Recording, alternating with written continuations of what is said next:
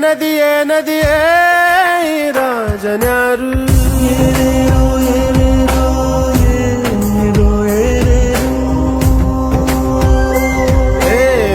ವಿಧಿಯೇ ವಿಧಿಯೇ ವಿಧಿಯೇ ವಿಧಿಯೇ ಈ ವೀರನ್ಯಾರು ಒಂದು ಊರಿನಲ್ಲಿ ಒಬ್ಬ ಪರಾಕ್ರಮಿ ರಾಜ ಇದ್ದ ರತಿಯಂಥ ರಾಣಿಯೊಡನೆ ರಾಜ್ಯಭಾರ ಮಾಡುತ್ತಿದ್ದ ತಾನು ತನ್ನ ಪ್ರಾಣನೇ ಪಣವಾಗಿರಿಸಿ ಕಾಪಾಡೋ